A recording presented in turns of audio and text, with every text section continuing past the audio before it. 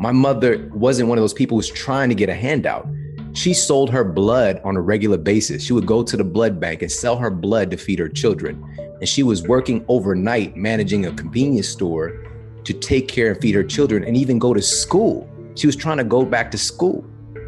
And one of those nights, because of the environment that we're in, somebody tried to rob the store. And my mom, she's a thick lady, but he had a knife and he stabbed her 8 times. And she still subdued him until the police came. And when you're saying people just need to work harder so they can get out of the situation, you don't understand that because of the situation that you're in, you can die. And it's a whole new level of stress that you're not accustomed to. And when the physician told her these words, if it wasn't for your weight, if it wasn't for your extra weight, you would have been dead. Do you think she's ever going to let that weight go? It's her safety and security in the world.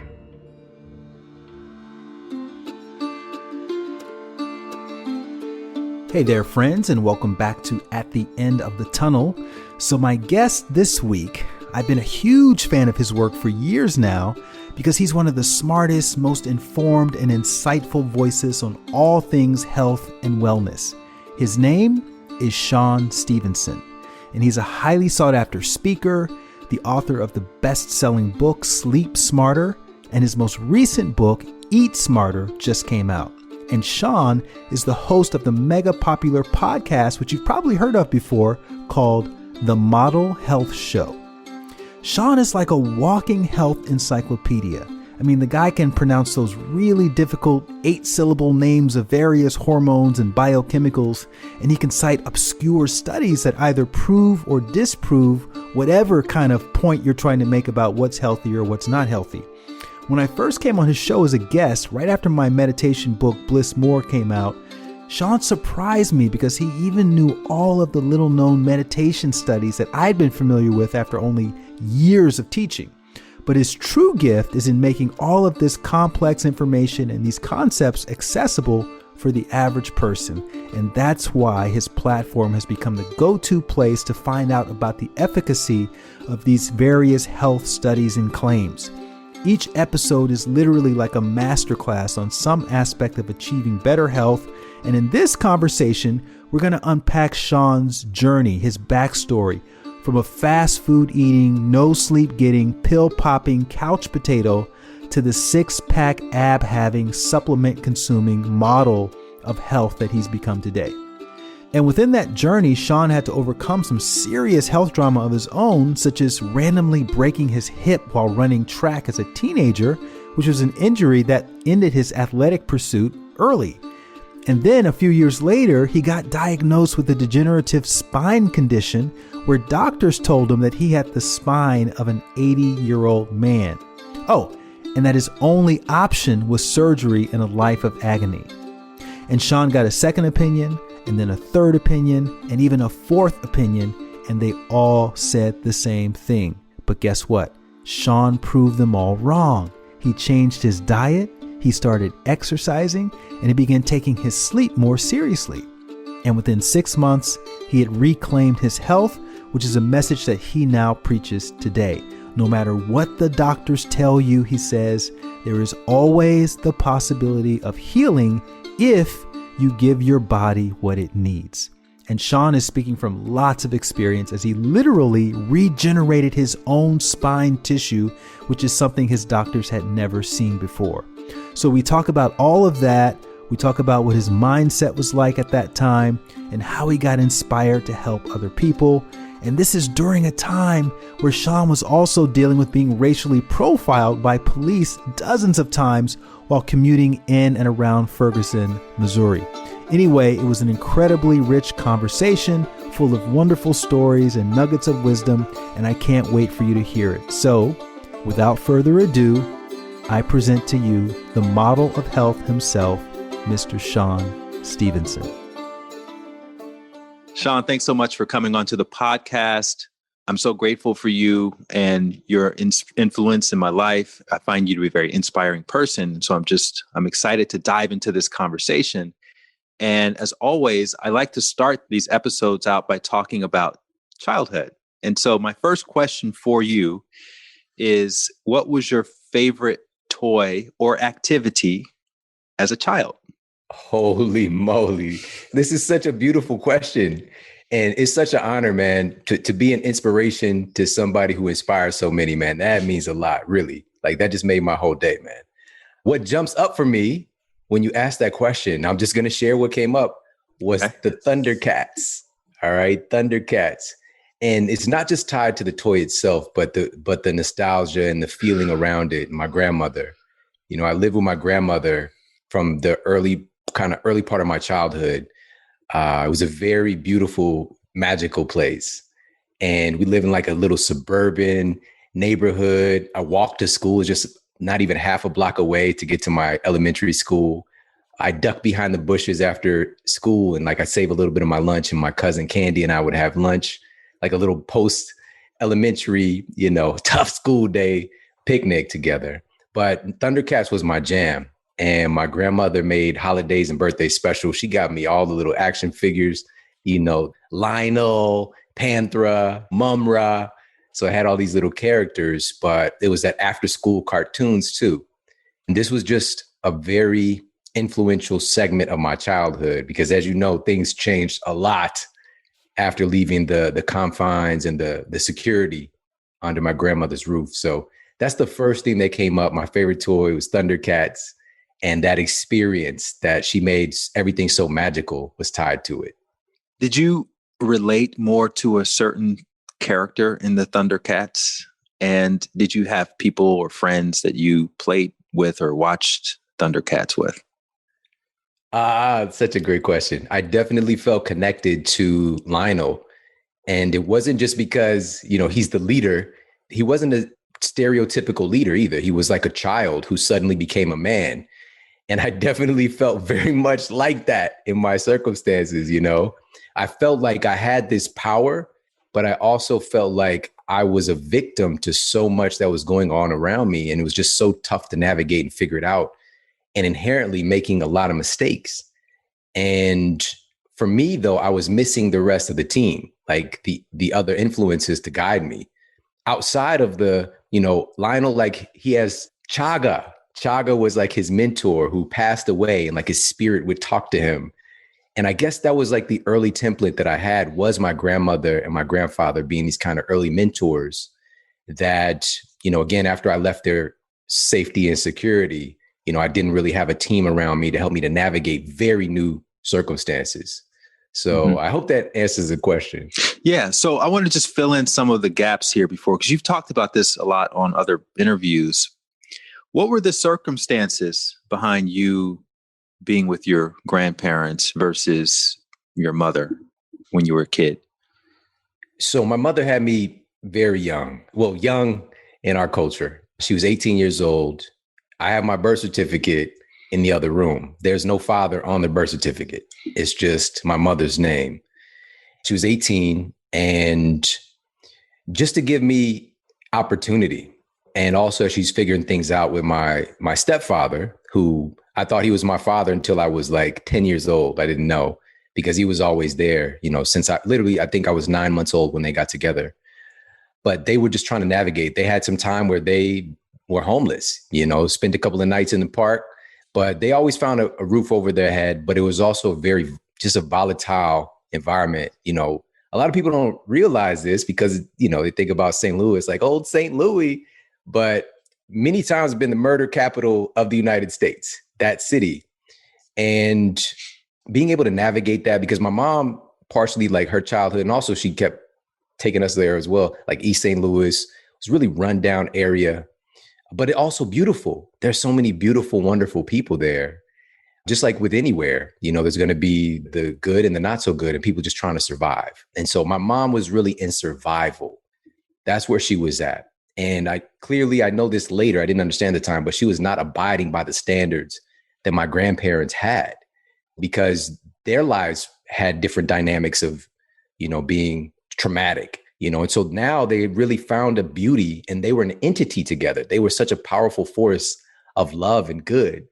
And they knew that there was a better way. But my mom was so just, I guess, maybe entangled entangled is a big word, 2020, entangled in the drama, so just to give me an opportunity. And I think, and I'm going to share this with you, man, I wish my grandmother was here. Like her picture is right over there. It means so much to me.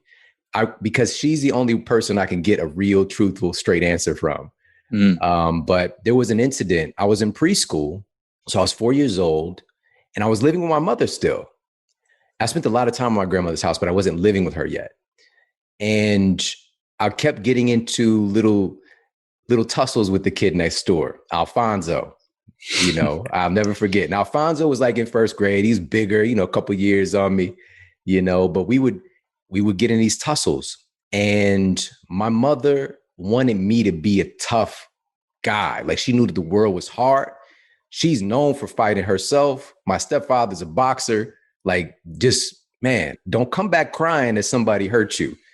And so I kept on like, Alfonso, keep fighting, keeps hitting me, whatever. And so my mother and Alfonso's, I think it might have been his aunt, his mother. I don't remember who the other figure was on his side, but there was another adult there as well. There was 3 adults and we were outside on the stoop, right? So there was 2 adults sitting on one side, 1 adult sitting on the other. And they had me and Alfonso fight each other like a little miniature UFC match with 2 little babies. And I remember very viscerally the feeling. Like I felt like, I don't want to do this. Why are you making me do this? Why are you doing this to me? And as soon as they made us fight, like, go get him, Alfonso pushed me. And there was a brick wall, the corner of the brick wall, the stoop right behind me. And I have this huge scar on the back of my head to this day. It busted my head wide open. There was blood everywhere. And they rushed me into the hospital. And I remember being on the stretcher and I remember the lights going over my face. And I was just yelling like, I'll get Alfonso, I'll get him. I promise I'll get him, because I didn't want to disappoint her as well. And of course they had to put me to sleep. I was just so, agitated. So they put me to sleep. I got the stitches. But the next day or two, Alfonso was out in the back digging a hole. And I took a Tonka truck, the big yellow metal Tonka trucks that are probably illegal now. And I clocked him. Like I put it on him. And I felt so proud of myself because I was defending my honor. I was standing up for myself. But man, it set in place a cycle of really kind of twisted thinking and behavior, and how we solve our problems in the Stevenson household was through violence. Mm-hmm. So, but shortly after that incident is when I lived with my grandmother. So I think it has something to do with it, but my mother would never tell me. My grandmother would. I wish I could ask her this question, but since there, kindergarten up through the end of 2nd grade, my life changed dramatically. And it was just such a different, beautiful, I think our lives are really like a patchwork quilt of experiences. Mm-hmm. And these were just such joyful, colorful moments and experiences. And not to mention my grandparents were white. This is the white side of my family, taking in this little caramel boy with his little afro, and they just love me so much, And I remember times, I remember being out at Venture.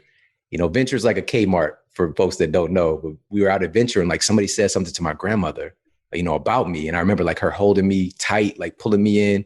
And like, I just remember this like defensive, like Mamba, type of thing, just like, don't you ever kind of, feeling, and just, she just really loved me, so that was the circumstances that led to me actually moving from my mother's care and then to my grandmother. But after 2nd grade, my grandfather kept having all these health problems because of some of the things that I work on now today, largely inspired by them in the health field. But he had open heart surgery, and he's a country boy. He grew up in Piedmont, Missouri, which I know nobody's heard of this. It's like in the Boot Hills, gravel road, that whole thing. Like they literally lived like in the woods in a cabin.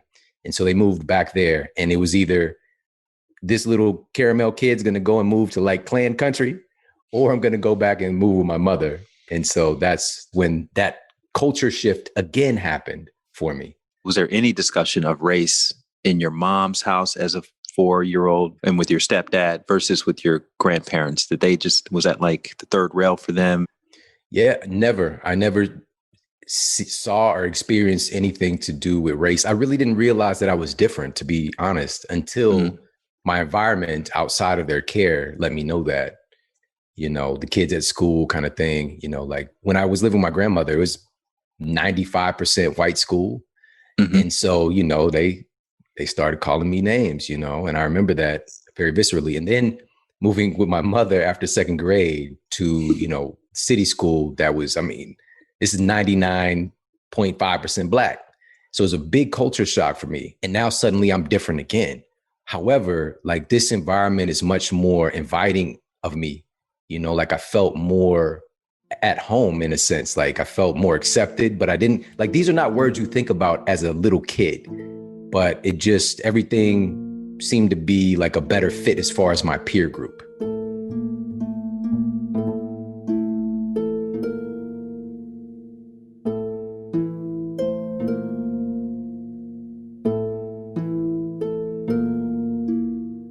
What was your mental state like at that time in your life as a child? Was there angst? Was there frustration? Were you happy?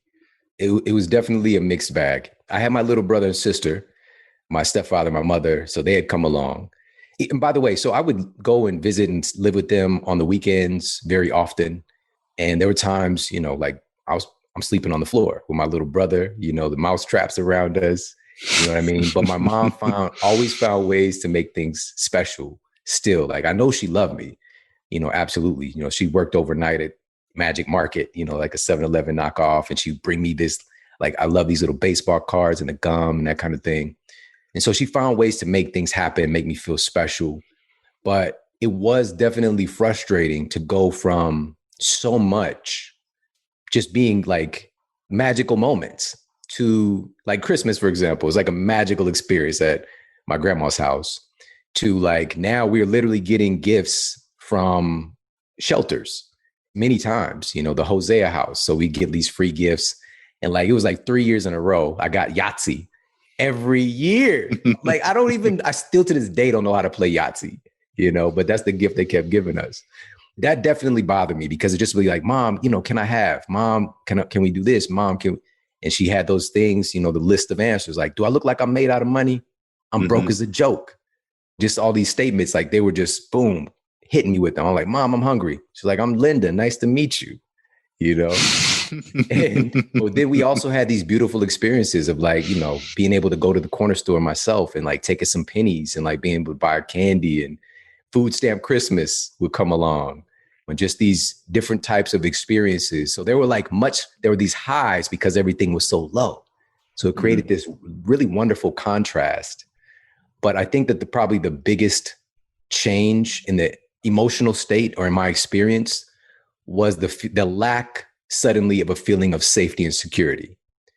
Going to sleep with my grandmother, we had a routine, and I knew what I was going to see when I woke up in the morning, what to expect. Now I might wake up to people fighting. I might wake up to gunshots. I might wake up and see blood on the floor. I might wake up and see my mother has a black eye. It was just so uncertain. And at any moment, we never know what can happen, whether it's outside the doors or within the doors of my household. Just a lot of people on my stepfather's side, my uncles, many of them they've passed away from overdosing, like this is around the time when crack hit the scene. And even my stepfather, he's in a adult living facility because of crack. And he has, chronic seizures now, but he's such a good person. His heart is good, but he's a victim of his circumstances as well. He was doing the best out of his brothers. Like he made it the longest, but it's so difficult no matter how good you are when you're surrounded by so much toxicity. He was just responding to and this is why I can do this work today and not judge people so heavily, because I definitely was judging them. Most of the time I couldn't stand him because it was just it was a ticking time bomb, because he was so frustrated and unhappy. And there's this little grace period, this little window of him drinking, like the early part of it, where he was super nice. Like this is the only time he's tell us he love us. He's like, I love y'all. I love y'all. You get pizza, But then after that grace period, it starts to get very questionable. And, more of the kind of like insensitive, violent behavior can take hold. So that was the biggest adjustment that I never really adjusted to. Like as soon as possible, I was getting the hell out of there. Your mom also, she got stabbed one night working at the convenience store. Yeah, yeah. And, I shared that story before and, in my new book, Eat Smarter, because, there's so, and this, everything is so polarizing right now. And there's these like two camps of just like, pull yourself up by your bootstraps, just work harder. You can achieve it. You gotta take care of you. No, nothing stopping you today. And this other side of just like, the whole system is against us. You don't understand that no matter what I do, the system needs to change so I can change. When in truth, it's both. It's both. And I share this story to articulate my mother wasn't one of those people who's trying to get a handout. She sold her blood on a regular basis. She would go to the blood bank and sell her blood to feed her children. And she was working overnight, managing a convenience store to take care and feed her children and even go to school. She was trying to go back to school. And one of those nights, because of the environment that we're in, somebody tried to rob the store. And my mom, she's a thick lady, but he had a knife and he stabbed her 8 times. And she still subdued him until the police came. And when you're saying people just need to work harder so they can get out of the situation, you don't understand that because of the situation that you're in, you can die. And it's a whole new level of stress that you're not accustomed to. And the physician told her these words: if it wasn't for your weight, if it wasn't for your extra weight, you would have been dead. Do you think she's ever going to let that weight go? It's her safety and security in the world. And this programming, just begins to feed into itself.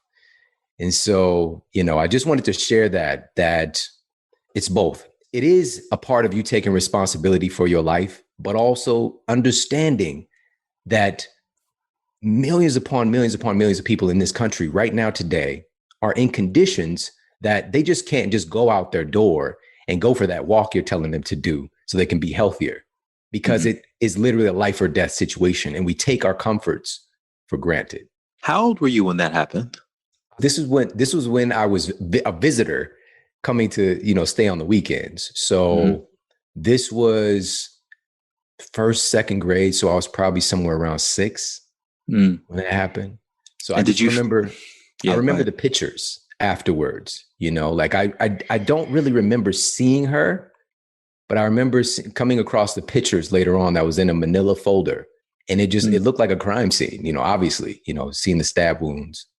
You learned from your mom how to survive, and you learned from your grandmother the value of education. So in the how to survive category, what were some of the learnings that you got from your mom at that time? The first thing that's coming up is the ability to make something out of nothing. I think it's a very powerful quality when it's used for good. So often when we didn't have, she would always find a way. And that's so true about all of us, especially everybody listening. Every trying circumstance you faced that you thought you would make it through, you did. You found a way. But so often we don't use that capacity until we absolutely have to. So being able to find ways to pay the rent, or find ways to, find a new place to live when we can't pay the rent, finding creative ways to feed, her children, to make, something out of nothing with the food that we do have. So all of these small things, and finding ways, we were layaway. We had the layaway, for the clothes, but finding a way. We had the nostalgia of going shopping, even though we wasn't about to take that stuff home with us. She put a little bit of money on it and then come back. But oftentimes, the clothes are out of style or we outgrow it by the time she paid the layaway off. But, just finding ways to make something out of nothing. And I definitely took that with me, because as you could imagine, I started to repeat many of the behaviors that I was around subconsciously.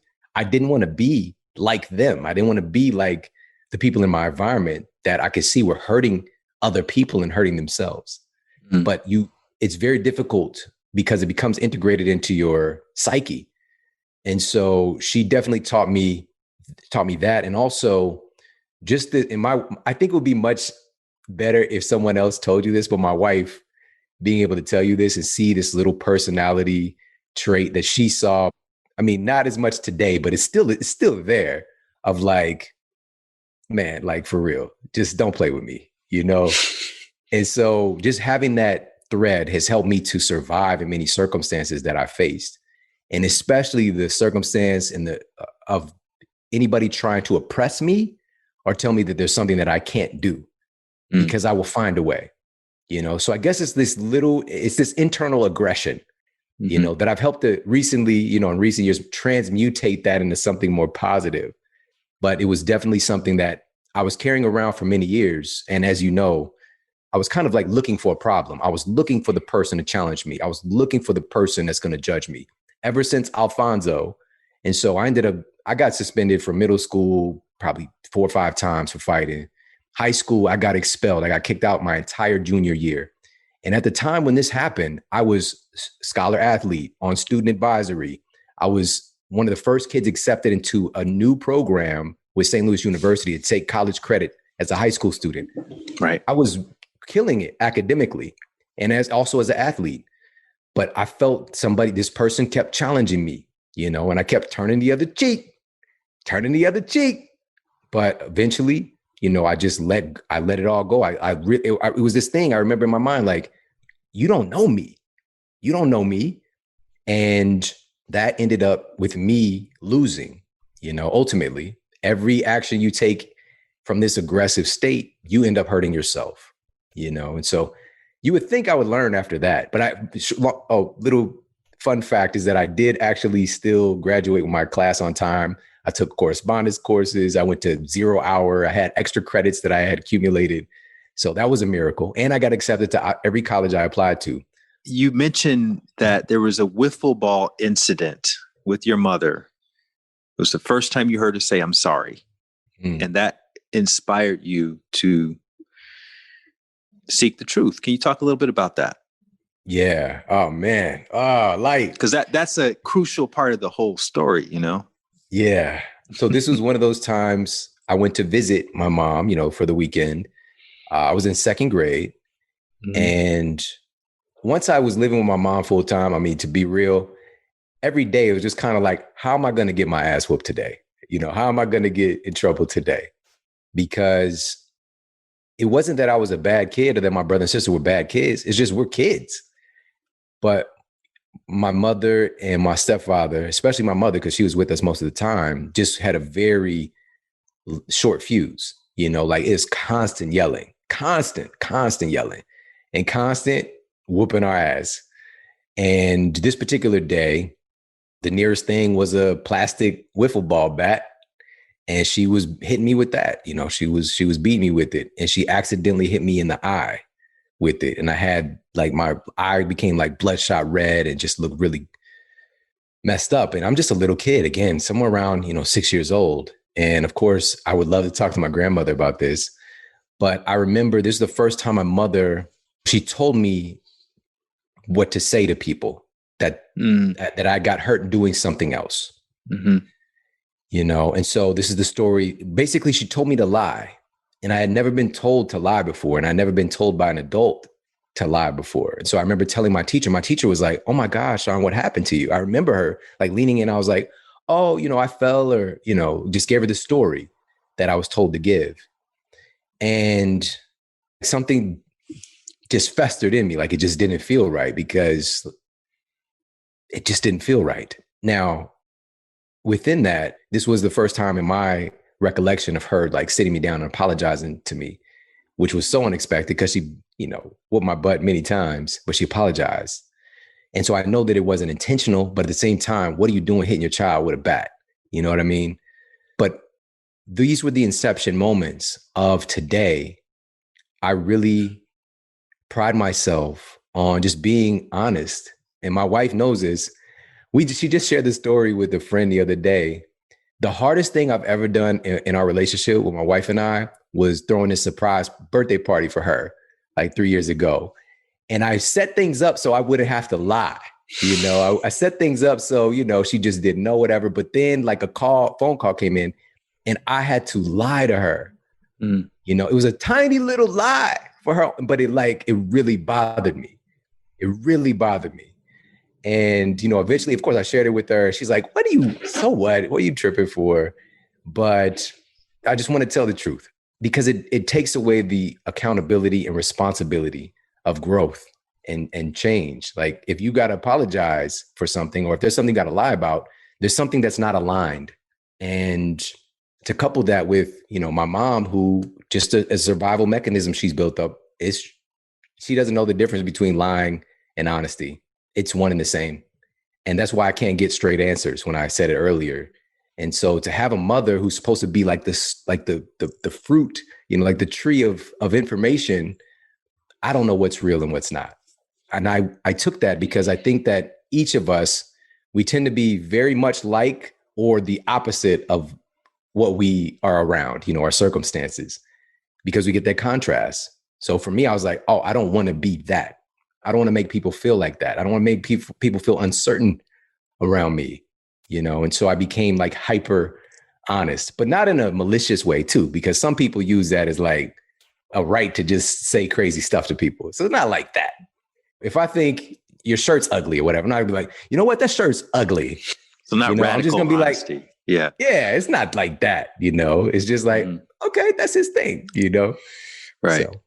So I know you got involved in sports when you were in school.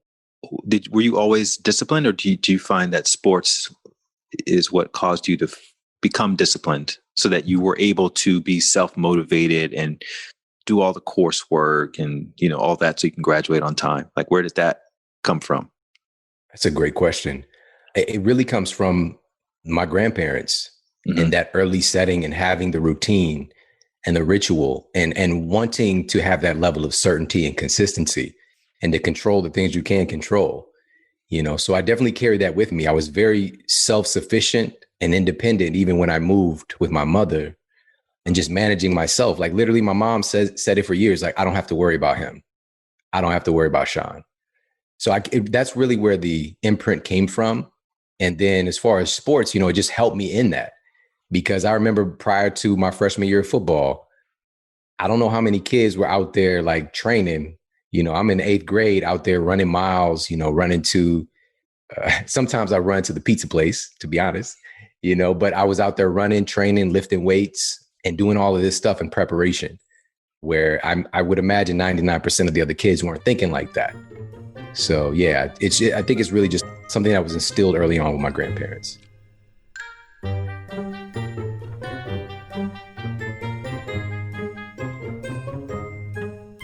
What was your life aspiration at the time? What did you see yourself becoming? I wanted to play football. I mean, or run track. Just that was the juice. And plus, that was the only avenue I could see myself succeeding, because that's the only example I had around me is people who kind of make it out the hood through athletics or through music, and I really had this acclamation towards sports. Like Little Fun, I scored our very first freshman football touchdown, jumped over a guy, he was kind of low to the ground, but still, you know what I mean? And just kind of carrying that into competition. But then of course, the story of my body breaking down later, but that was really the aspiration for me, was to play sport. And life had other plans for me though. And because of that, I did have other imprints. And the first college I went to, Lindenwood University, I decided to go pre-med just because of the Cosby Show, just because of seeing, a doctor and a lawyer on TV is just like, I should be that. I want to have a nice family and, so that's why, I didn't know any doctors. I didn't know anybody who was a doctor or had any aspirations to do that. And the crazy part was I hated science. Like I detested it. I would have nightmares, like bad dreams about being in biology class. And for a long time, actually. And then eventually I shifted my coursework over because I hated science so much to marketing based off of another movie, just another imprint from TV, from seeing Eddie Murphy in Boomerang. He was in advertising. And I was like, oh man, that's so dope. I could do that. And so those were my examples, was just through the television, because I didn't really know anybody in my life who was successful. So just to fill in the gap, you broke your hip at 15. No one knew why. No one asked you why you broke your hip. And when did you find out it was related to lifestyle? Was that in college? Yeah, I mean, that was after a pretty long time span. So I was 15, I was at track practice Mhm. and there was no trauma. Nobody hit me. I didn't fall. I was just running. I was just doing a And you were 200-meter fast. time You trial. ran a 4.5 40-yard dash Yeah, at 15. I was just at 15 when I did 15. that. Yeah. So, man, like everything was looking really good for me, but I was coming off the curve into the straightaway and the iliac crest, tip of my hip just broke off. And you go into the doctor, and the physical therapist and all that, and they take the x-rays and they're just like, this is like a freak thing. We have no idea what happened, but we'll get you better. Here's some NSAIDs, stay off the leg, here's some ultrasound treatment. But nobody asked, how did a kid break his hip running? And it's incredibly rare. Like that just doesn't happen. And fast forward, it was until 5 years later, I got diagnosed with degenerative disc disease and bone disease. So my Right. bone density was incredibly low. And I asked my physician at the time these words that I'll never forget because I had no grounds to ask him this question. I had no idea it mattered. And I asked him, does this have anything to do with what I'm eating? And he looked at me like I was from another planet. He said, this has nothing to do with what you're eating. This just happens. I'm so sorry, son, that happened to you. We're going to get you some medicine to manage the pain, and sent me on my way. And he told me that I had an incurable spinal disease at 20. So my aspirations of competition were massively vanquished. Right. And the reason that I went in was I was having this just like a nuisance of a leg pain. It kind of felt like maybe I pulled a hamstring or something. It's just not, I don't know. But I went from that moment to when he gave me this diagnosis to within 6 weeks, chronic debilitating pain. And later I, of course, uncovered that this was a nocebo effect. Placebos in our minds are remarkably powerful. This is a big part of the conversation of health that is not discussed enough, but it is really pushing its way into popular culture. There's entire fields of psychoneuroendocrinology, psychoneuroimmunology, epigenetics that understand the basis of what's controlling what's happening with our body is our thoughts. Your brain is controlling so much of what your biology is doing. It's a very powerful pharmaceutical production facility, right? The most powerful pharmacy in the world is the human mind. This nocebo effect, when he told me this is incurable, my cells, like my body just accepted like, man, I'm sick. I'm a very sick person. And I had the little nuisance of a pain for like 2 months, it just kept, it was just like a little like, man, I should go get checked out. And I had no idea why he wanted me to take an MRI of my spine because I was so disconnected from how all this stuff worked. Getting that diagnosis was obviously a low point in my life. It was it was tough. It really, really took me down. It really tested so much. Were you going to university hospitals or did you have health insurance? Like, why'd you go to that doctor versus any other doctor? It's a great question, man. It was the company doctor. I also had a daughter at this point, my daughter. And so I had my job, man. I was working at a casino and going to school full time as well. How many hours a week were you putting in at the casino?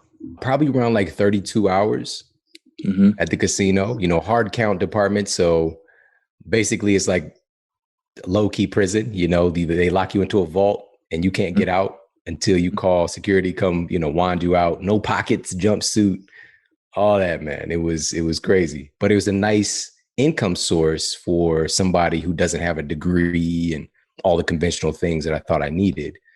So that's the company. I went to see the company doctor, and yeah, but I also went, in which I highly recommend everybody, if you ever get a diagnosis of anything that's substantial like this, where you're going to make some life altering decisions, always get a second and or third opinion. And I did. Unfortunately, it was the same bill of goods, just because one of the things that folks don't really realize today is that our system of medicine, this is some incredibly gifted and bright people, obviously. And the vast majority of them get into the field to save lives, to help people. Yet some people are very shocked to hear the statistics on the rate of success of our conventional medical system. The numbers, the basic numbers of heart disease, diabetes, cancer, Alzheimer's, obesity, everything is continuing to skyrocket every single year. It's astronomical. The numbers are astronomical.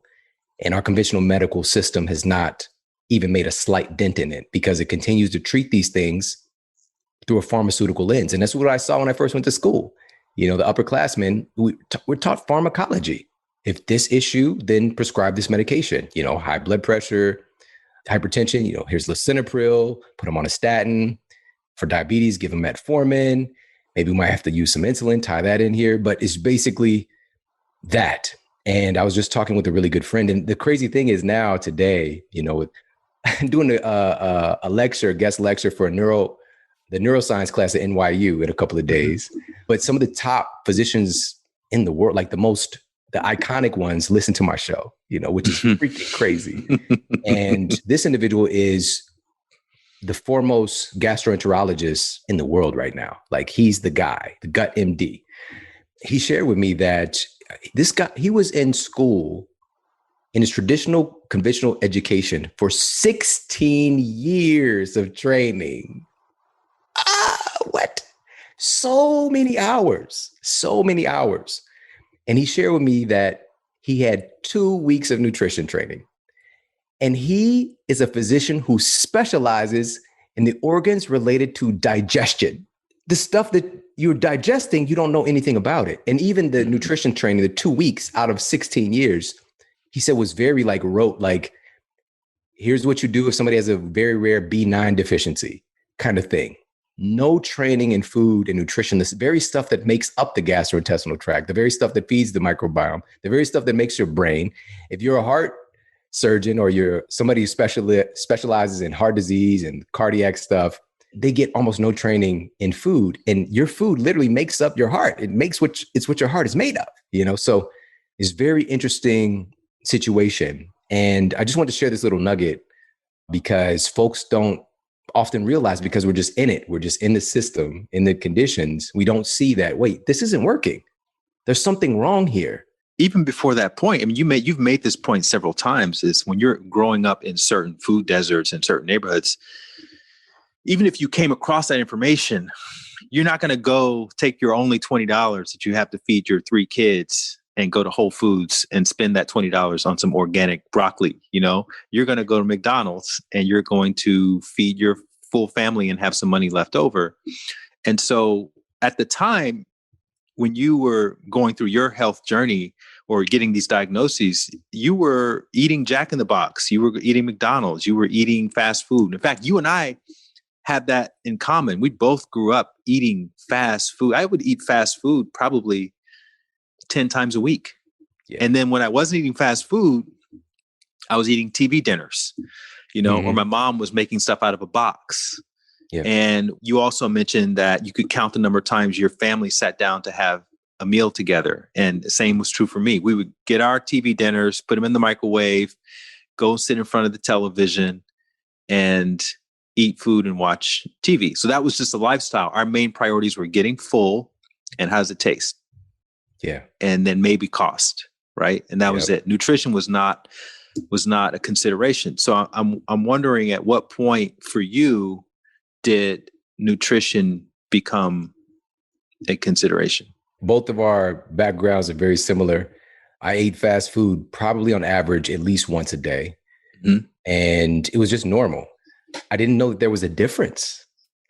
To be real, I didn't know. It was just stuff that you eat, you know. And for us, you know, we grew up in a culture where fitness is considered health. And so I was just like, if I could work out, you know, I could eat whatever I want kind of thing, not understanding that I'm making my body out of these foods. And I just want to circle back really quick before I answer that question. You mentioned a great example that I talk about in Eat Smarter is understanding there's a much bigger issue here. We tend to think about food in terms of weight loss. For most folks, most think about food. But in reality, food is such a governing force in so many decisions, in so many aspects of our lives. And we talk about how food affects our levels of empathy, how food affects our cognitive performance, and et cetera. But one of the most fascinating data points is how simply eating together as a family, and one of the studies I cited in the book was from Harvard researchers, which, again, this should be front page news, found that simply sitting down for a meal with your family and your kids 3 to 4 times a week leads to a dramatic increase in the consumption of fruits and vegetables and a dramatic decrease in the consumption of processed food and soda. Just the culture of eating together just encourages certain changes. It's not always the case, but it's just something to think about. And some of the studies that are in the book are actually analyzing low-income families and seeing the same kind of pattern of behavior if they sit down and eat together more often. For myself personally, this kind of revelation took place after 2 years of dealing with this chronic disease. And just, man, it was terrible. Every time I would stand up from sitting or laying down, I get this sharp sciatic pain shoot down my leg, and it physically made me jerk. Like it was scary. Like I had to have that pain in order to have a normal gait, like my walking stride. So I would get up and I was like taking little steps, just waiting for it to happen. And then boom, it would happen. Then I can walk. And so I relented to just not walk. So much of my life, I just stayed sitting down on my college apartment, crappy couch and playing video games, and I went from a full credit load in school. And of course I wasn't working anymore now to just 3 credits, which is 1 class, barely hanging on. But 2 years after that, I gained a lot of weight, by the way, of course, eating this, what I call the tough diet, typical university food, and not moving at all. I turned on my fat genes, like most of my family, pretty much everybody in my family was obese, overweight or obese. And I was the skinny kid, but I had that gene, my fat gene kicked on. By the way, it's FTO gene is one of the primary. But anyway, so that gene got activated. And so I put on this weight. And of course, what is that going to do to the condition? It's going to make it worse because now I'm carrying all this extra weight on my frame. And it really all changed when I went to got the final doctor that I went to, gave me the same prognosis. There's nothing you can do. I'm sorry. Here's some more medication. Here's some more Celebrex, which was causing restless leg syndrome for me, which it didn't have a name yet, but I go to bed at night. It's like, why the hell are my legs trying to go for a walk? Like, what's going on? But now there's a drug for that too, So anyways, I got that last prognosis and I was sitting on my bed that night, holding my pill bottle because I had to take drugs just to go to sleep. The pain was so bad, it would wake me up at night. And ironically, going back to the very beginning, my grandmother just came rushing into my mind. She might have called me that day or the day before. And I always brushing her off because she'd be like, how's everything going? And I'm just like, I'm fine, Grandma. Yeah, as you do when you're 19, 20 years old, you brush your grandma off. That's it. I got this. I got this. There's nothing you could do for me. I'm a man. I got this. But I did not have it. I didn't have it, clearly. And she really did. She knew it. Her heart knew it. And as I was sitting there and after just kind of mulling over, because I had this chronic question going over in my mind all the time. Why me? Why me? Why does this have to happen to me? Why won't anybody help me? Chronically, just in my mind all the time. And these questions, there's something the brain does. It's an instinctive reflex. It's called instinctive elaboration is the term. And so any question you pose your brain, your brain basically runs on questions, whether we're aware of it or not. And it's constantly using data. It kind of really focuses in your reticular activating system, the reticular cortex in the brain to filter out, because there's billions and billions and billions of trillions of bits of data coming in to focus your attention based on what you're curious about.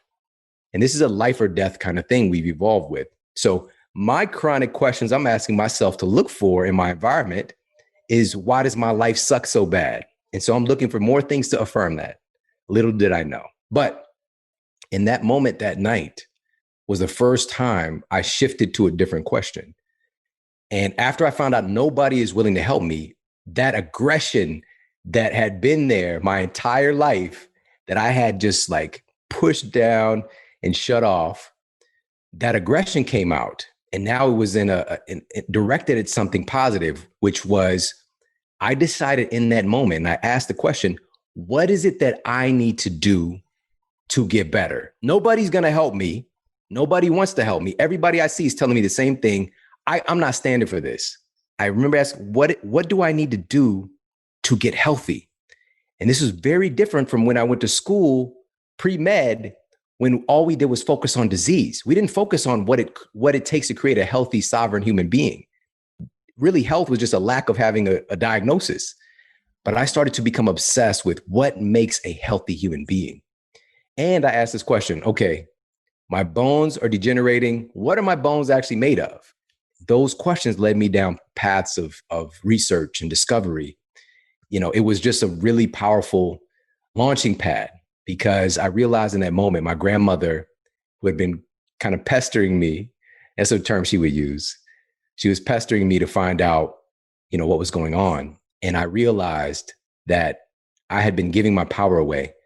The one thing my grandmother instilled in me that I never realized until that moment was that I was going to do something incredible with my life. She always made me believe that I was here to do something special and that I was going to do something great. And here I was, I'd given my power away. And in that moment, I took my power back.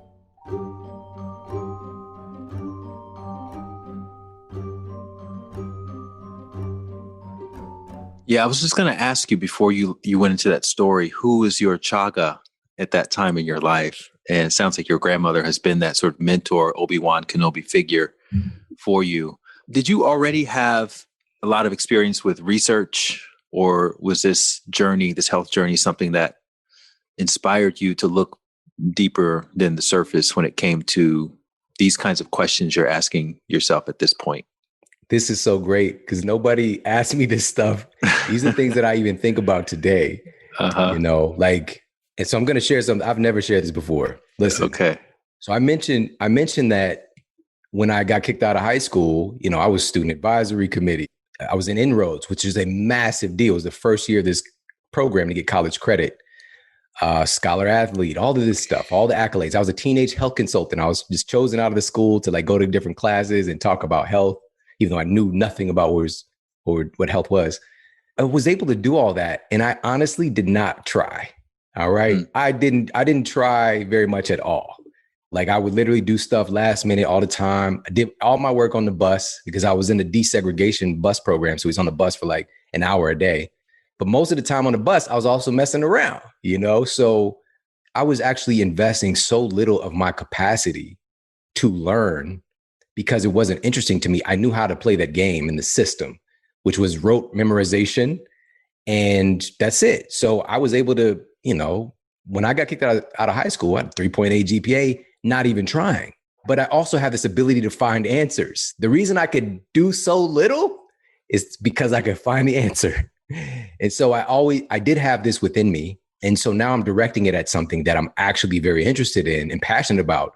So having that ability to find answers and to ask questions, I became obsessed. I became absolutely obsessed and deeply in love with health.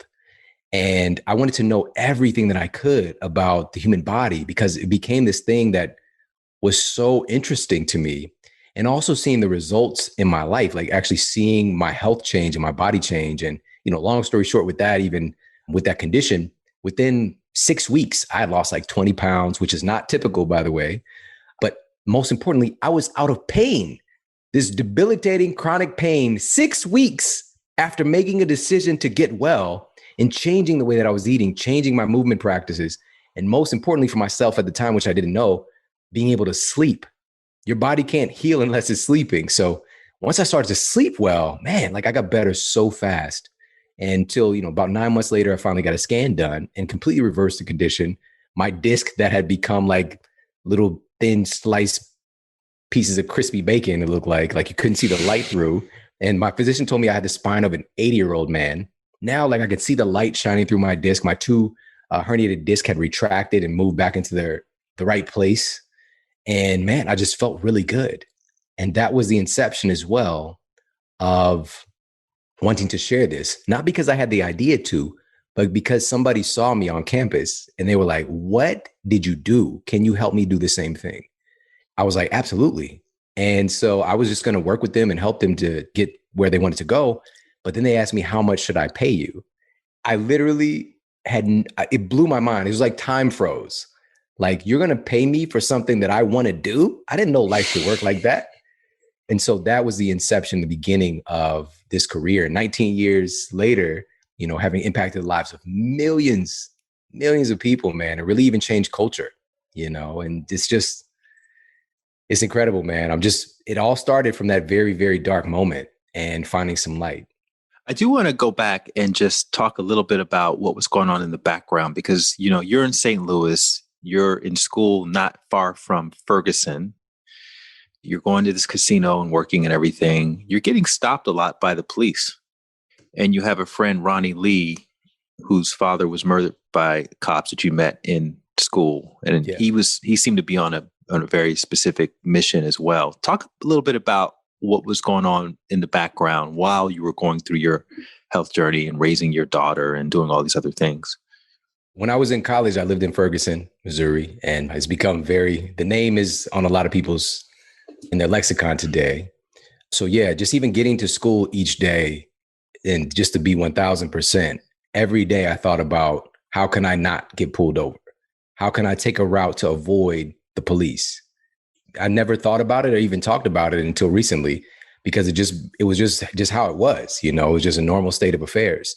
I got pulled over so many times and man, they knew me like at the fine place, paying the fines. They knew me, a couple of the ladies would like, oh, here goes Shawn, look like little kind of hit on me a little bit.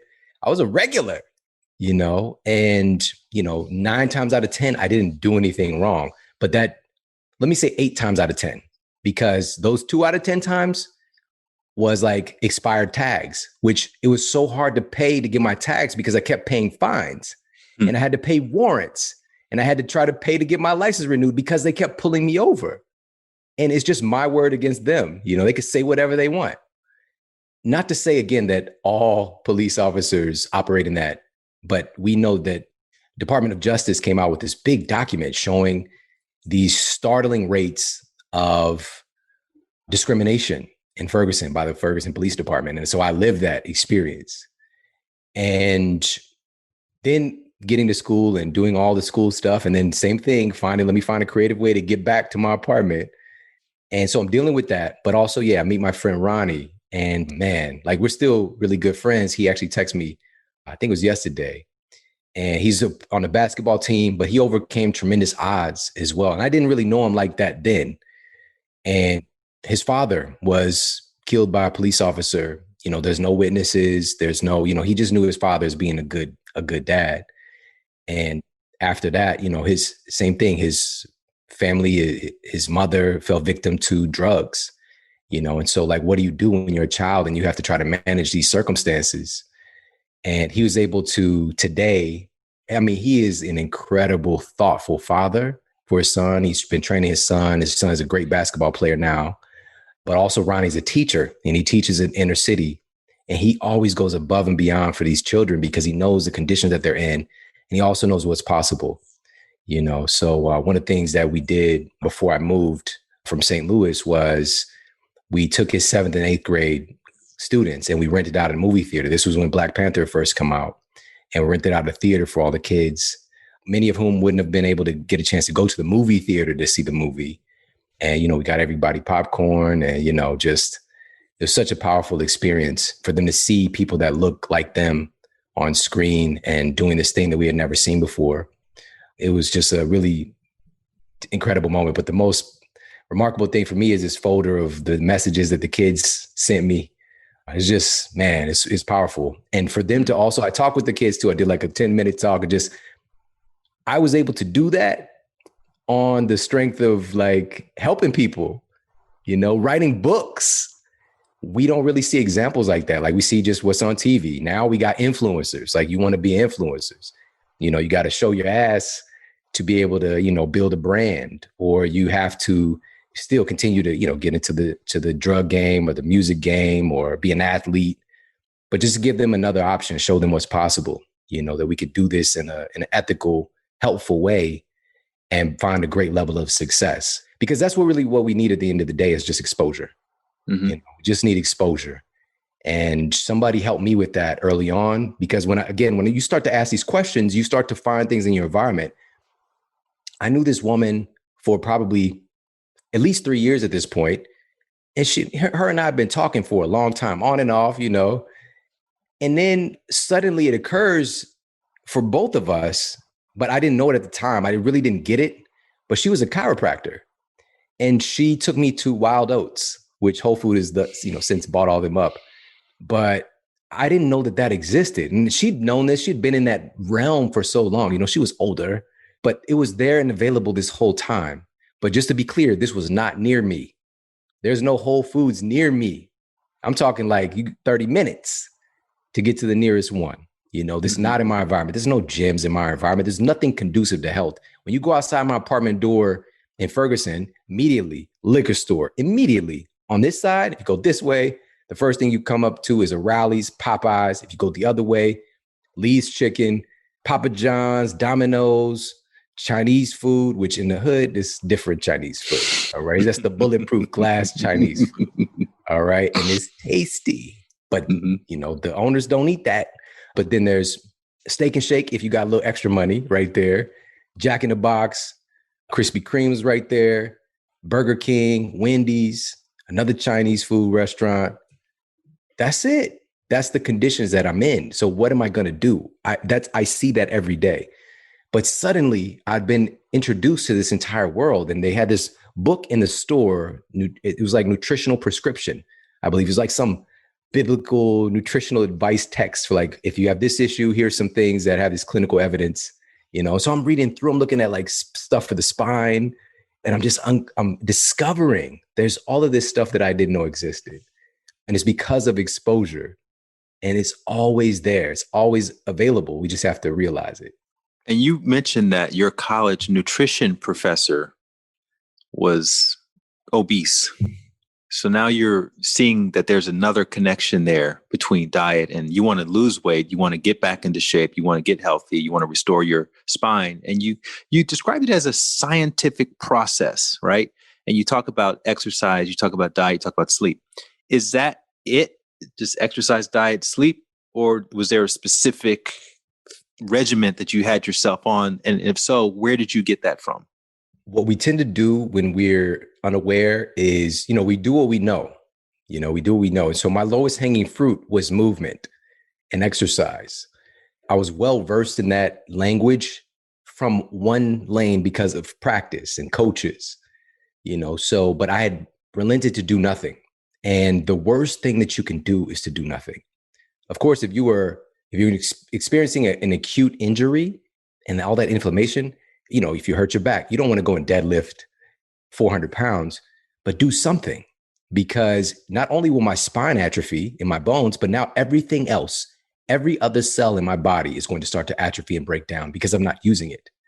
Your body really does work on a use it or lose it basis.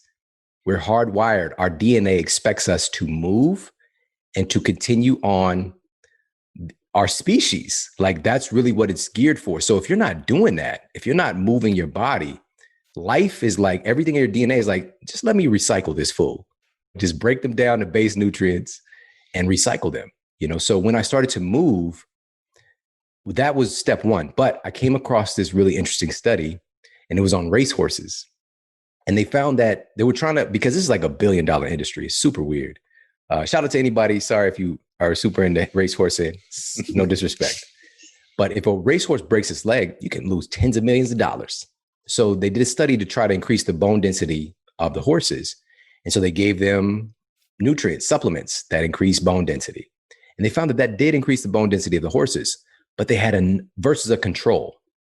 But they had another study group that they gave them these nutrients and walked the horses. And they had an even greater, far greater increase in their bone density.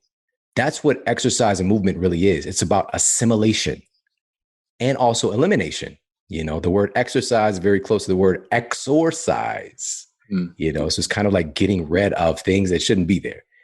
So that's the primary way that our lymphatic system moves. So movement plus these nutrients now that I'm aware of and that I'm bringing into my body.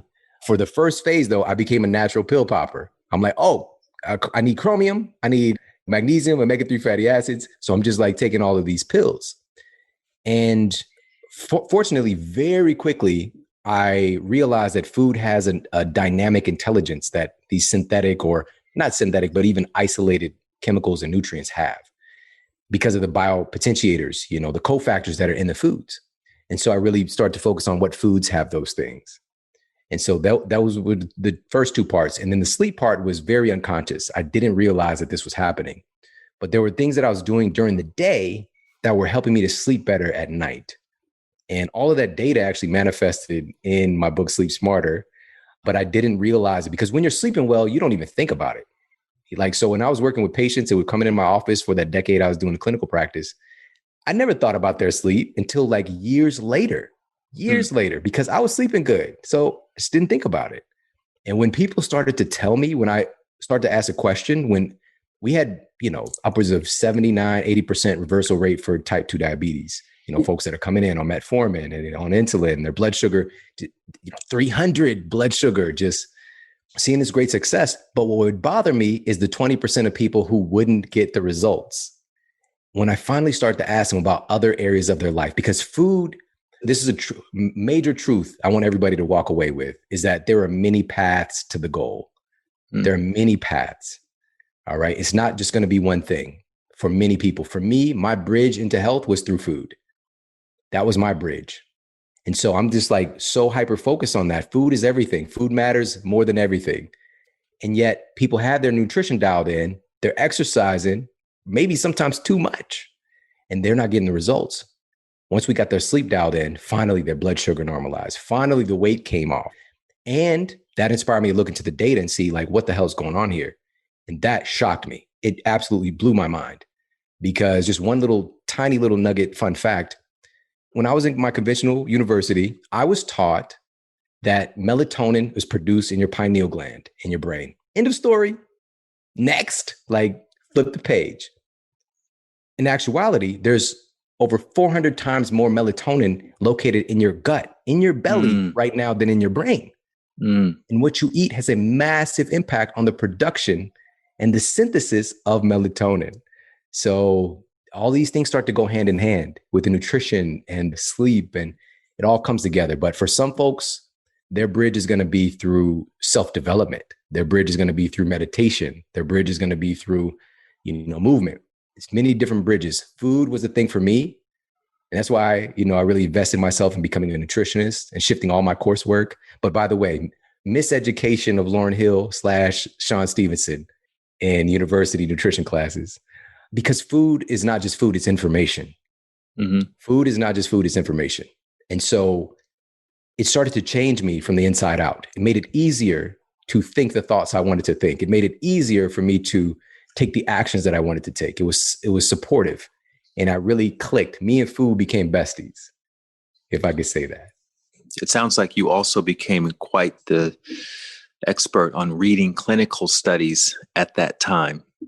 And you're now known as a person who can make a very complex study make sense. Can you talk a little bit about the genesis of that skill? Absolutely, yeah. And I think that this was really honed in teaching classes, and, having workshops and things like that. And understanding that sometimes the greatest opportunity or connective tissue with learning is joy and fun. So often we try to punish ourselves into something. We try to punish ourselves into health. We try to punish ourselves into learning. But what if I can make this joyful? What if I can make this fun?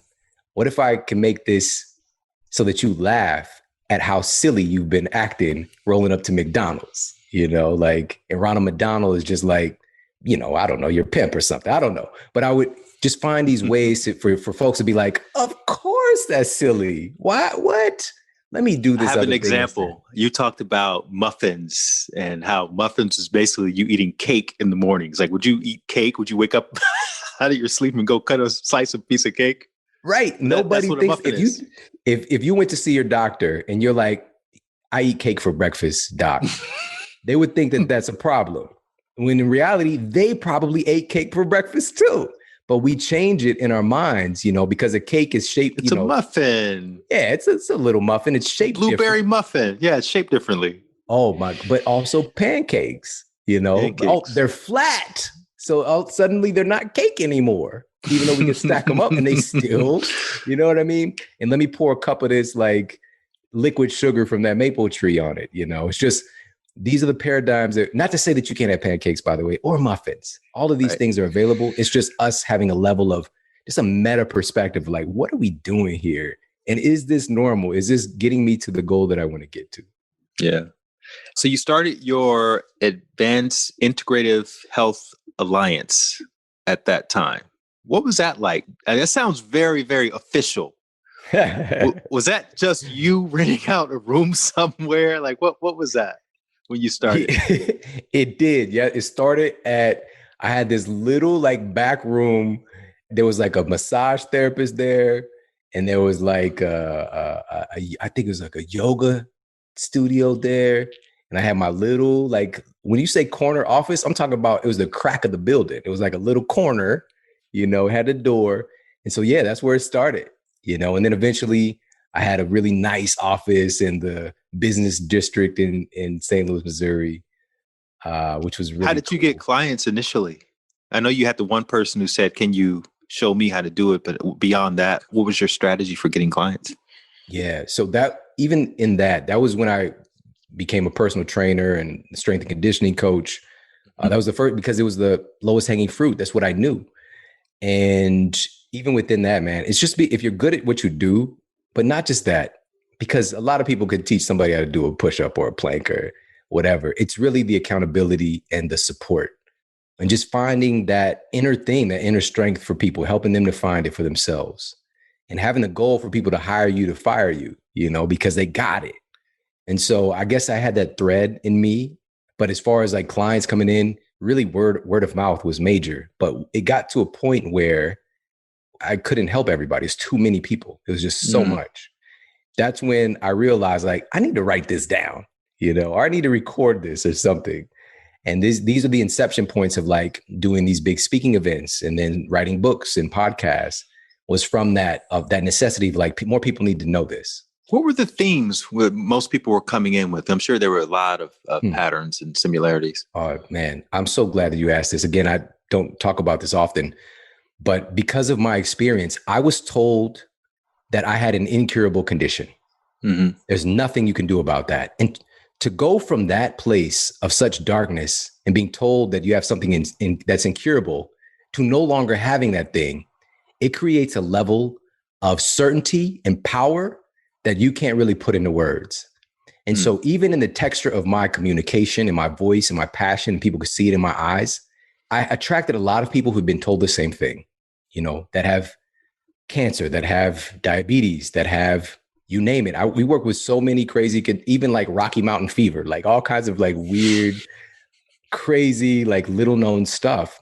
And when you have that instilled in you, that is not the final say about you, that there's so much more that nobody is telling you about. And the number one thing that I did is that when folks would come in, of course they had the intake form and all that stuff, I would just walk them through and reverse engineer the disease. Like they not even remotely close to actually understanding the thing that's happening in their body.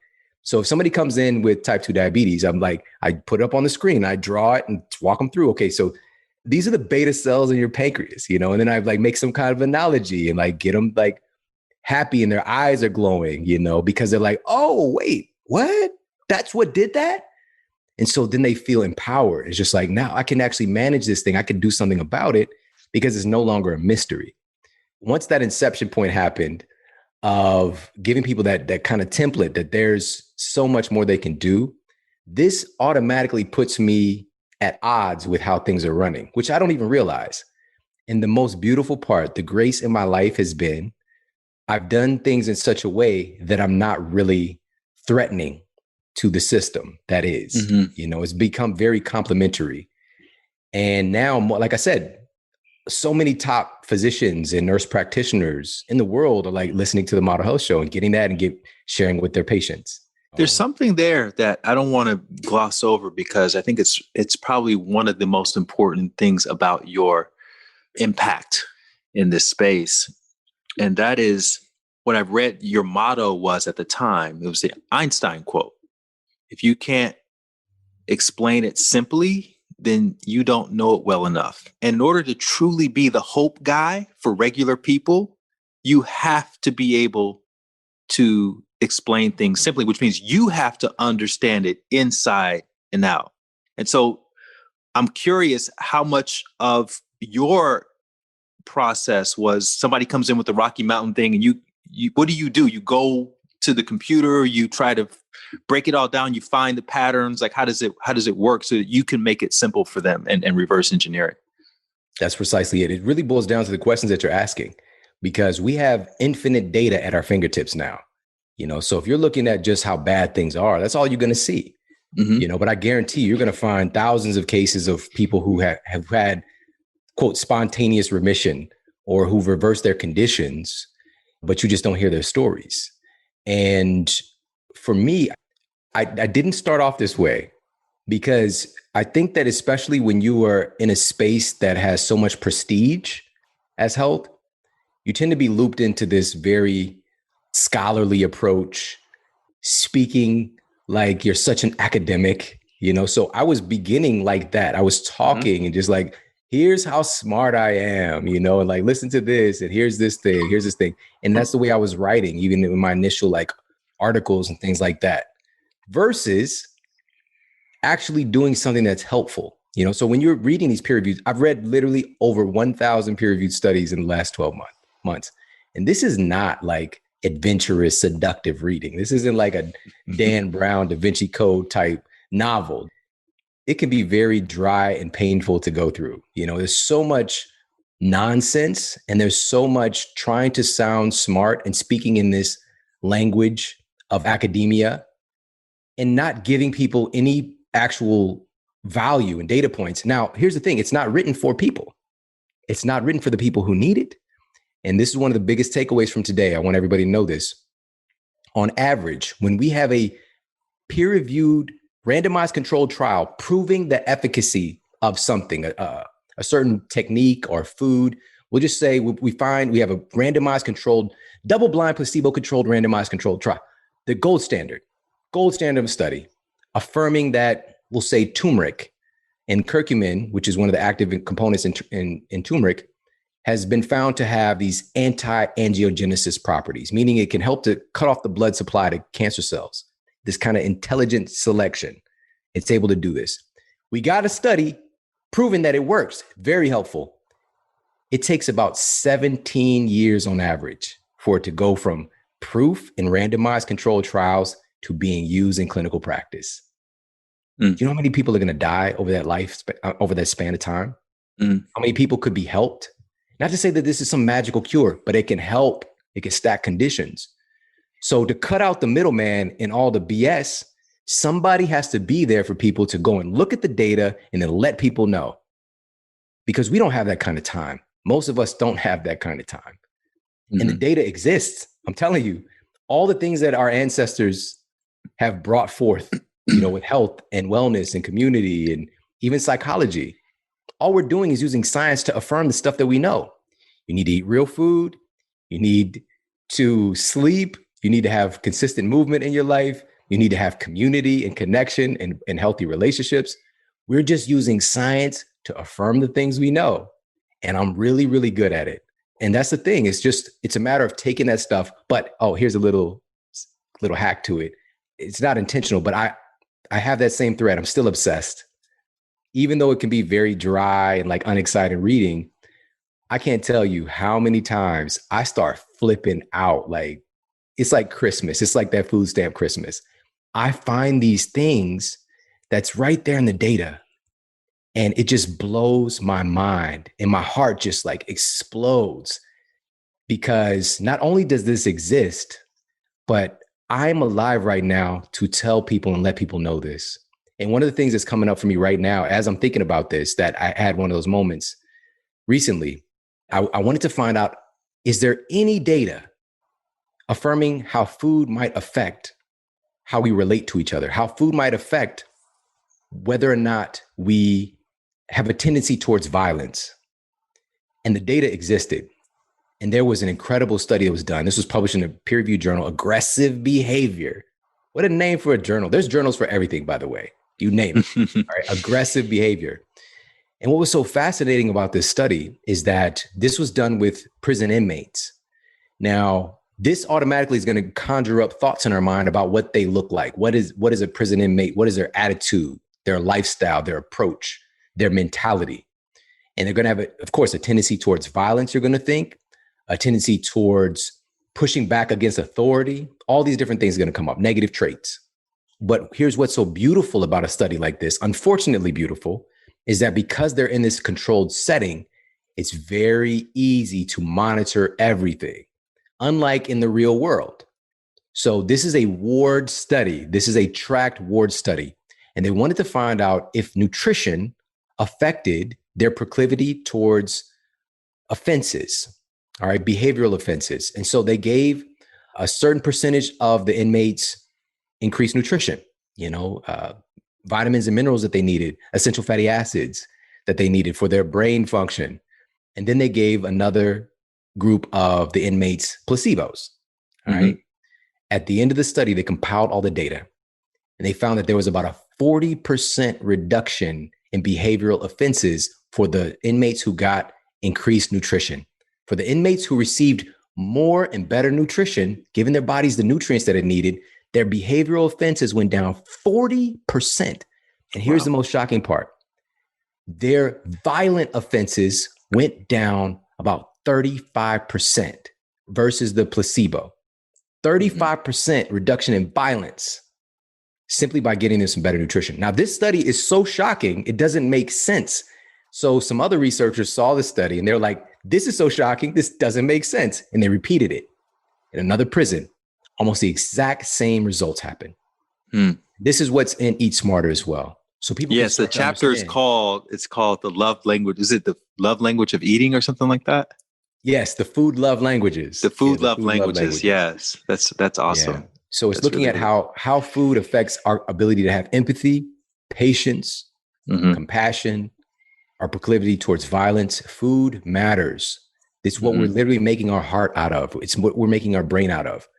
And this data exists. It's just that almost no one knows about it because it's very hard to find. But there are other people out there asking these questions. Once we know these things, right now we're living in a situation where, and you and I have both discussed this, everybody is so polarized and so much infighting. There's not a lot of listening. There's not a lot of perspective taking and understanding.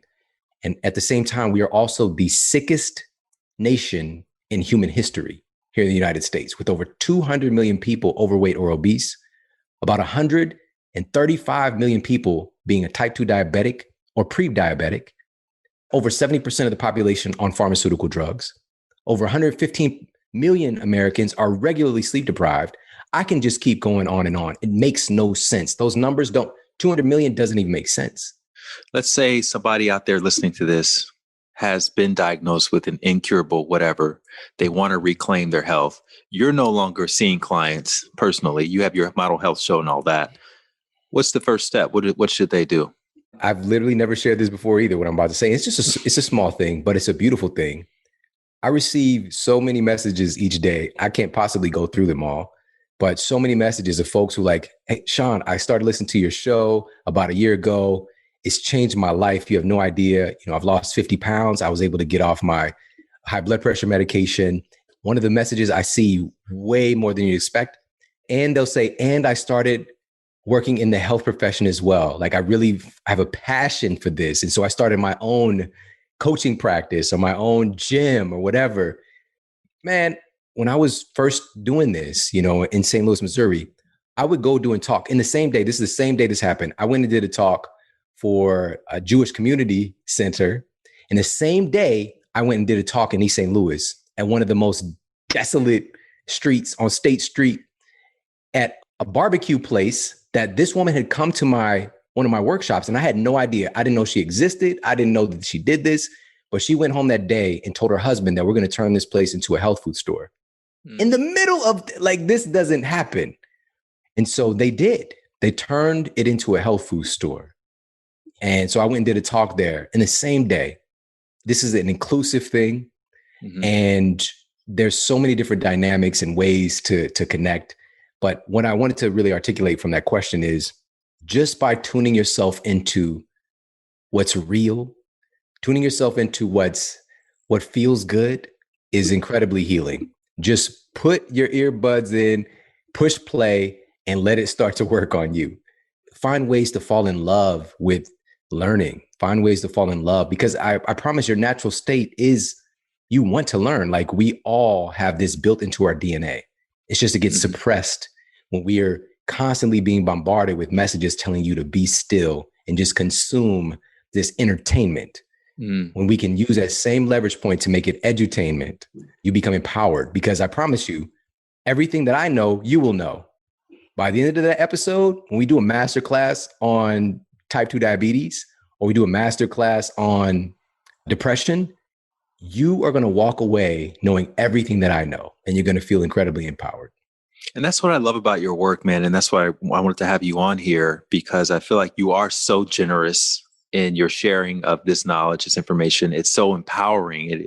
The intent is to make people self-sufficient, in addition to becoming their own, not just their own health advocate, but also helping other people, putting other people on to the empowering them to look after their own health. And I've been fortunate enough to be a guest on the Model Health Show. That started with the Shawn Stevenson model. That was the first name of the sort of exercise, diet, sleep trifecta to reclaiming your health, right? And then that became the Model Health Show. And if anyone ever sees you, it's clear that you could be a model. Was that a pun, or what was the genesis of that?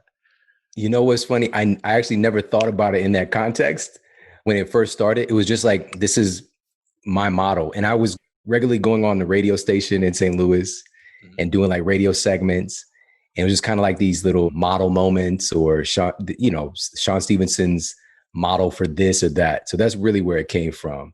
What I really want to encourage people to do is, you can use my model, of course, but I really want to get people to the place where they create their own model of health and wellness, because at the end of the day, and truly, it is unique to each and every one of us. And like we talked about earlier, everybody's inroads to this is different. But to take somebody's model and to build on it, it's incredibly powerful. So the template is there, the insights, the tips, the tools, the strategy, the inspiration. You can use that model and then create your own from it. And I have one odd question. You every time I see you, you have a baseball hat on. What is that about? You know what's so funny? Nobody ever asked me this either, but my stepfather always wore a hat. Always wore his hat, his cap. And of course, I keep my head shaved like you, but this is just my style, man. This is just what I feel. It's your uniform. I'm an athlete. Every day, like even before we got on, before I had a meeting prior, I turn my hat around, I'm throwing the weights around, I turn my hat back around and come again to the meeting. And also, one of the most remarkable things is I could do this. I could be the cookie cutter guy, and it would be so much easier. I've done all the TV stuff, by the way, but it's been harder for me. But I've seen you on the news with your hat on and with your you're going to do-rag underneath the hat. It's kind of like the culture. You know what I mean? Like, please don't get it twisted. I don't have to look a certain way for me to be excellent, or for me to be an icon, or for me to be educated and powerful. So all of these things are just these very intentional things I never talk about. But, I know even through this process, with the pandemic, there's so much judgment going on. It's just risen to the surface. And I could be out there, I could put on a lab coat and chop it up and, but I want to be real, because I don't know how else to be honest. You know what I mean? So I just want to be myself, be authentically me. And then I never have to hide. And this really goes back to when you asked me about my mom, man, and that's so powerful about you and asking these questions. I just want to be myself. I want to do the things that I feel good about so that I don't have any regret. I want to do the things that I feel good about so that I don't have to worry about not being congruent later and somebody finding out something about me because I'm not being authentic to who I am.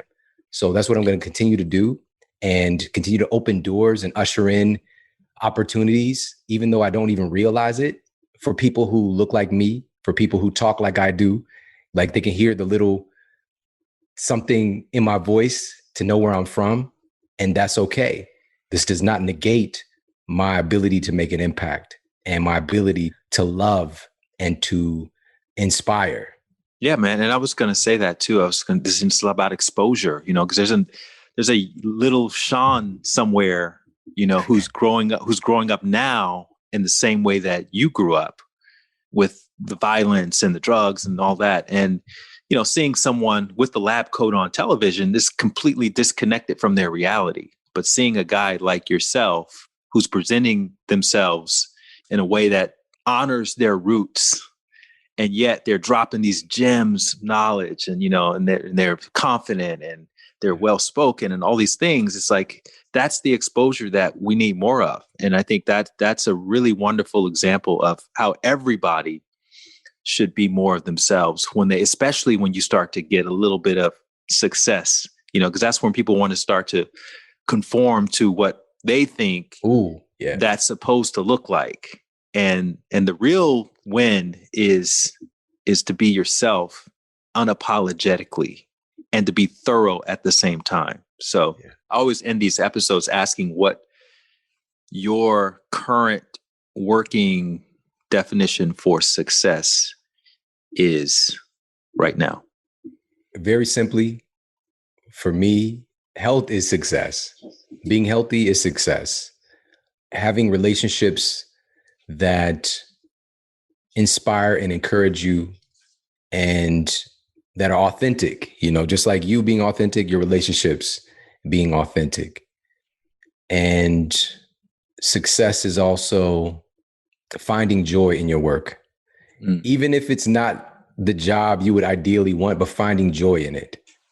Because I think that thread, that connection from joy to what we do with our hands, I think it's magic. Because I think doing that, you will eventually find your hands in the thing that is truly your dharma, the thing that you were born for. But I think so oftentimes we think that once I just get this other job I want, then I'm going to really show up, I'm really going to kill it. But right now you're demonstrating to the universe the type of person that you are, and how we do anything is how we do everything, and I'm a big believer in that. And so really finding joy in the thing that you are doing, investing your life energy. And I use work is specifically because we use so much of our life span invested in work. So finding joy in that, healthy relationships, authentic relationships, and health. Those are the things that equal success to me. I love it.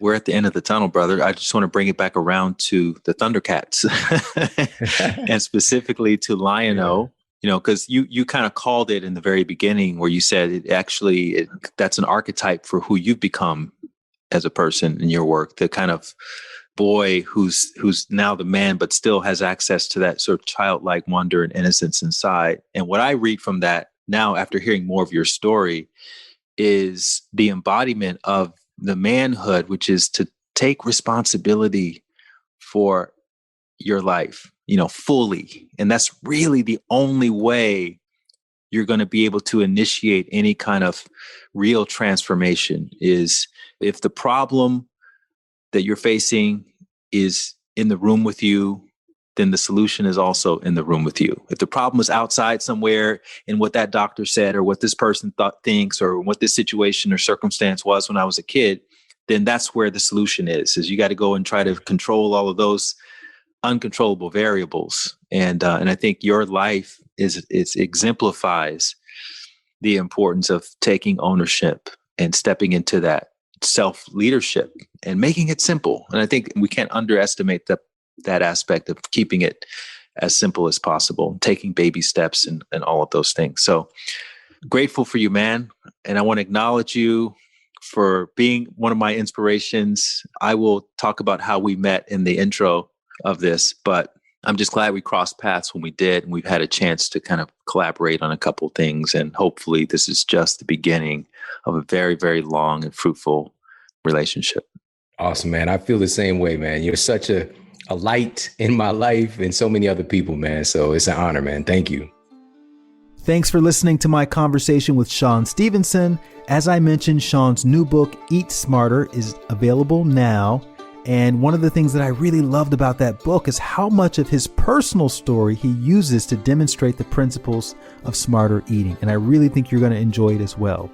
In the meantime, if you want to hear more stories like Shawn's, please make sure to subscribe to this podcast and poke around a little bit in the archive. You're going to discover many other episodes with inspiring people who, like Shawn, had to overcome all kinds of odds in an effort to find their path to helping others. I'd also appreciate it tremendously if you can take a couple of minutes to rate and review this podcast so you can help countless other people discover these incredible stories. And for a transcript of our interview, you can go to my website, lightwatkins.com/tunnel. There, you're going to see a link to the transcript along with a pop-up link to sign up for my daily dose of inspiration email, which is a short and sweet daily motivational message that you can get from me each morning at 6 a.m. Pacific time. I've been sending this out to thousands of people each day since 2016, and it's true.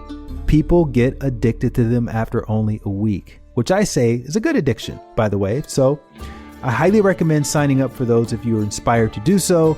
And of course, if you have any feedback or suggestions, you can always text it to me directly at 323-405-9166. Thanks again for taking the time to listen and for sharing this interview with your friends and your followers. Please make sure to tag me on your social media at LightWatkins so I can shout you out. And in the meantime, I'll see you back here next week with the next amazing story from the end of the tunnel.